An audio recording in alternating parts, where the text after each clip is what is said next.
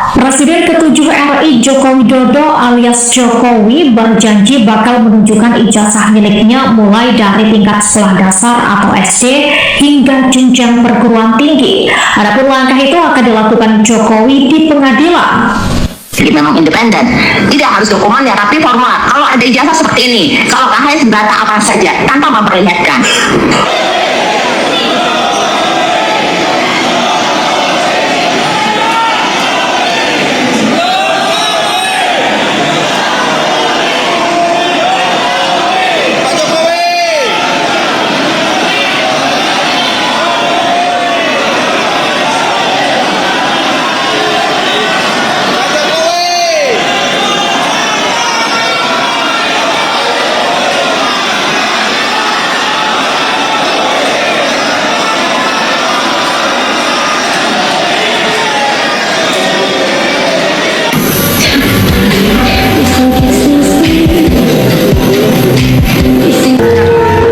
Hadirin dimohon berdiri. Ladies and gentlemen, please rise. Video ini dikhususkan untuk orang-orang yang sampai sekarang masih ngotot bahwa ijazah Jokowi itu adalah ijazah asli. Nah, saya akan memperlihatkan kekonyolan para termul guys, yang membuat siasat licik tapi endingnya kebongkar sendiri. Jadi, di Rakyat Bersuara baru-baru ini, mereka menghadirkan seorang ahli digital forensik dari pihak mereka. Di sini ada digital ahli forensik, Mas Joshua, nanti akan saya. Maksudnya boleh naik ke atas silakan. Tapi konyolnya, yang diteliti oleh ahli mereka itu bukan dokumen ijazah yang asli, melainkan dokumen yang beredar di media sosial yang pernah diupload oleh Dian Sandi. Padahal mereka mengklaim punya dokumen yang asli, yang waktu itu pernah ditunjukkan ke publik oleh Andi Azwan. Sebentar, kenapa yang dianalisis bukan punyanya Bang Andi Azwan? Kan katanya asli. Kenapa yang dari Dian Sandi? Itu saya jawab dulu. Nah, ini serius ini. Saya nggak tahu. Enggak, bukan gini. Apa dia mengatakan itu? Kenapa gini loh, saya ini kan nggak masuk. Ini is a very basic question. It's a very basic question. Kalau dianggap sebagai scan asli, kenapa analisisnya bukan dari scan asli? Sumbernya saya tidak tahu. Nah,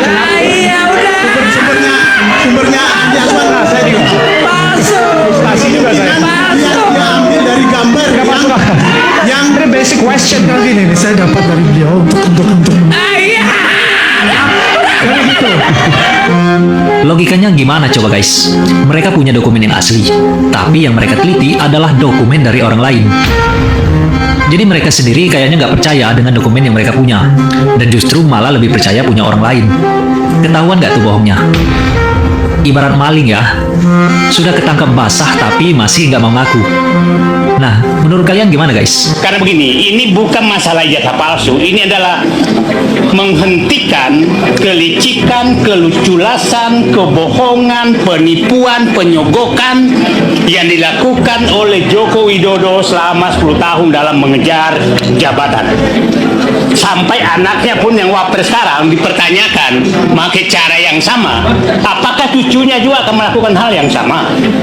Nah, ini adalah penghentian keculasan, kebohongan, penyogokan, dan lain-lain kelicikan yang sudah mengakar hampir kepada seluruh lembaga negara yang dilakukan oleh Joko Widodo. Nah, negara ini hanya bisa selamat apabila cara-cara itu dihentikan. Sehingga ini harus menghentikan. Saya berharap polisi, aparat hukum menggunakan hati nuraninya bahwa bangsaku harus saya selamatkan dari kerusakan moral yang dilakukan oleh Joko Widodo demi membangun dinasti dan merebut kekuasaan. Dan itu terus dilanjutkan sekarang.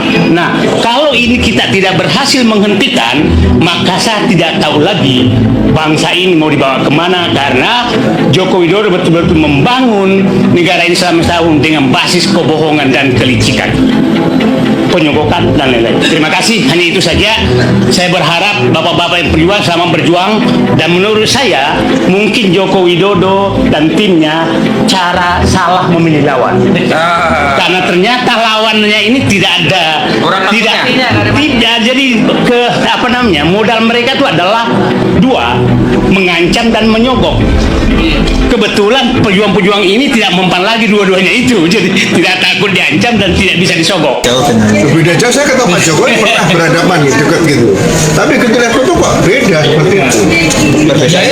Saya lihat foto saya waktu Joko Widodo hadir di sidang ijazahnya terbukti palsu. Pembukaan momen bersejarah yang dinanti selama bertahun-tahun. Selamat datang kembali pendengar sekalian di Menyala News. Hari ini kita akan membahas peristiwa yang akan tercatat dalam sejarah hukum dan politik Indonesia selamanya. Setelah bertahun-tahun perdebatan, isu, spekulasi, dan pertanyaan besar yang menggantung di kepala jutaan rakyat, akhirnya hari yang ditunggu-tunggu pun tiba.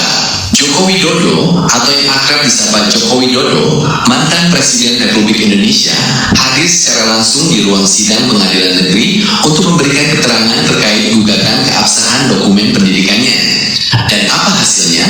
Fakta yang terungkap di persidangan ini benar-benar menggegerkan seluruh negeri. Di hadapan hakim, di hadapan publik, dan di hadapan saksi-saksi ahli, terbukti sudah bahwa dokumen-dokumen yang selama ini ia gunakan dan andalkan, mulai dari ijazah SD, SMP, SMA, hingga ijazah Universitas Gadjah Mada adalah dokumen palsu, tidak sah, dan tidak dianggap ada secara hukum. Ini bukan lagi sekedar isu atau berita simpang siur.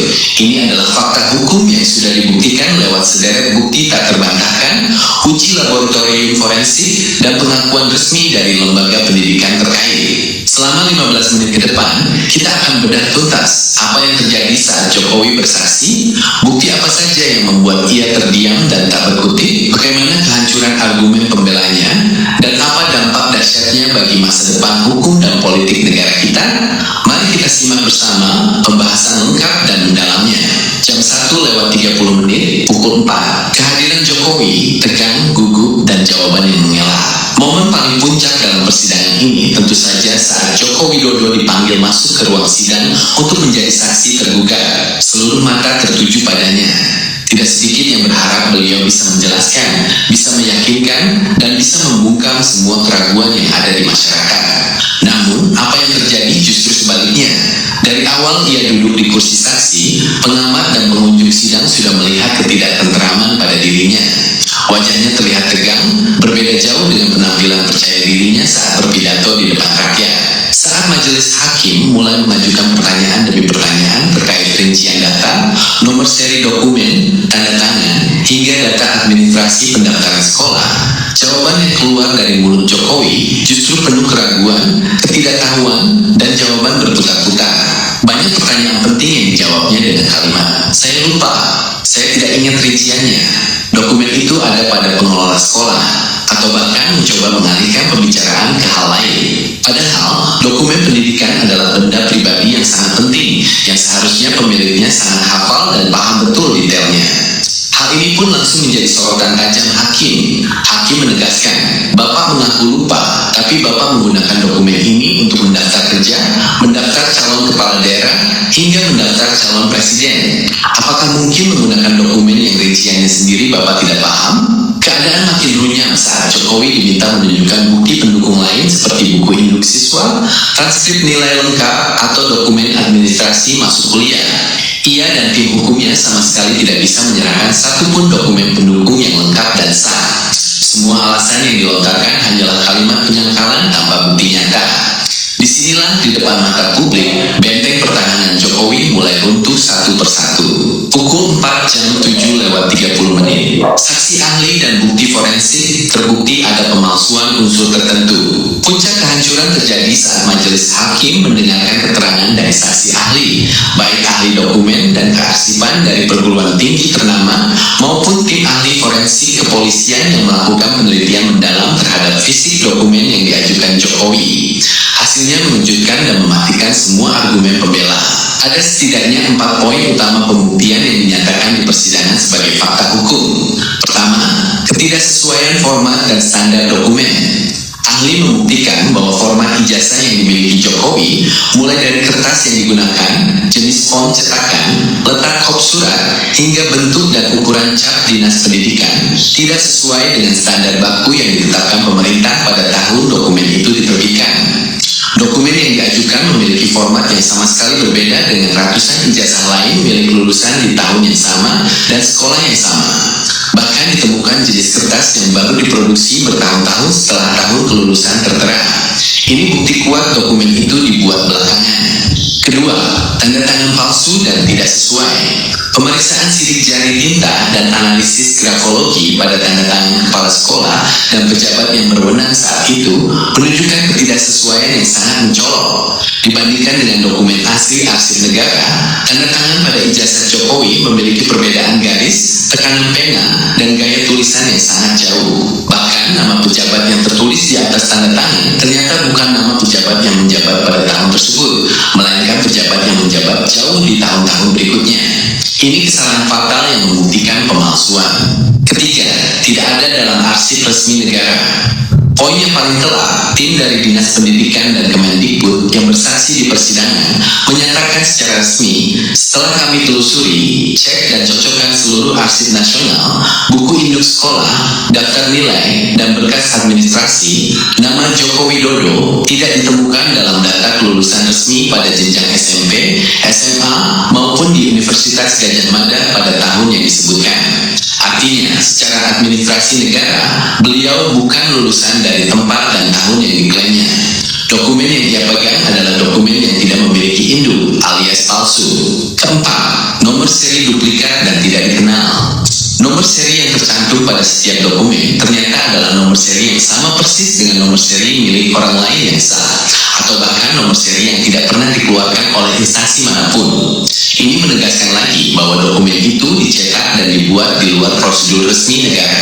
Saat poin-poin ini dibacakan satu persatu, suasana ruang sidang hening seketika. Tidak ada satupun sanggahan yang berarti dari pihak Jokowi. Fakta sudah berbicara sangat keras. Jam 7:30, jam 10:30, pengakuan pihak sekolah dan kehancuran total. Pembelaan yang membuat persidangan ini makin menghancurkan posisi Jokowi adalah hadirnya mantan pejabat dan pihak pengelola sekolah masa itu untuk bersaksi.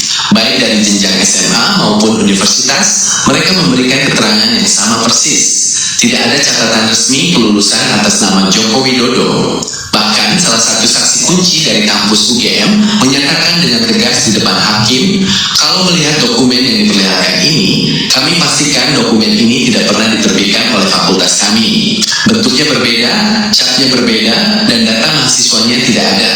Ini bukan dokumen kami.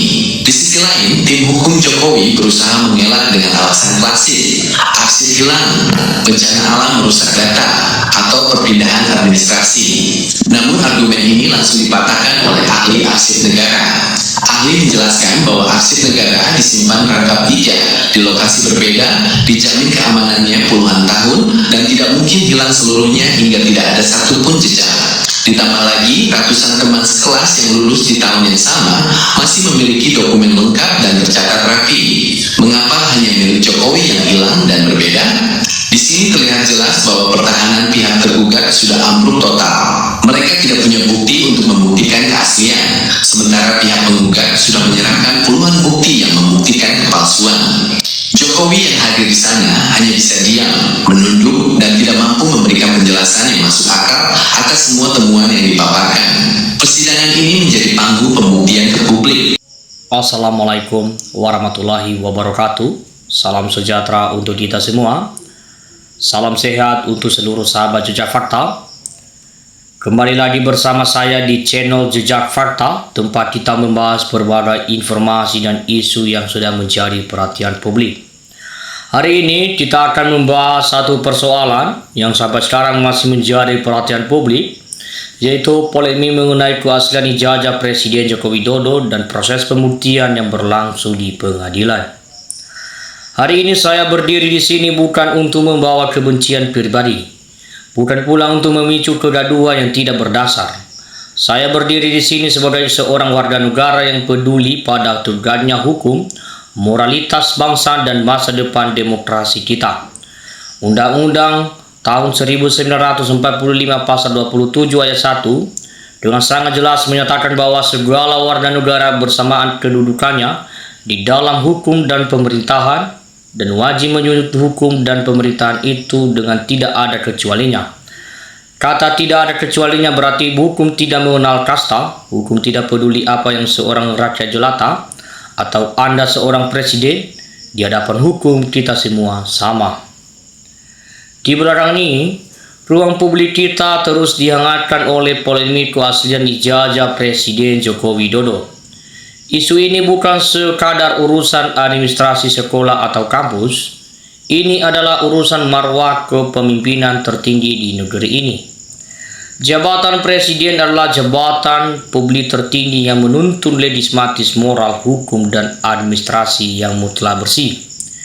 Jika ada keraguan di tengah masyarakat, cara terbaik untuk menyelesaikannya bukanlah dengan pembungkaman, bukan dengan pengabaian, dan bukan pula dengan narasi-narasi pembelaan sepihak di media sosial. Cara terbaik paling terhormat adalah membawa bukti-bukti tersebut ke hadapan publik dan ke dalam ruang sidang yang sah.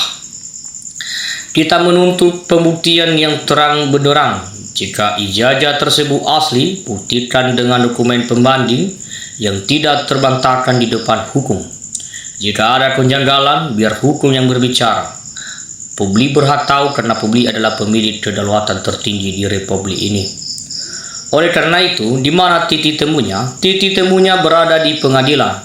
Kita meminta, menuntut, dan menyentuh hati nurani para hakim yang menyidangkan perkara ini. Wahai para hakim yang mulia, Anda adalah benteng terakhir keadilan. Di pundak Anda kebenaran dipertaruhkan.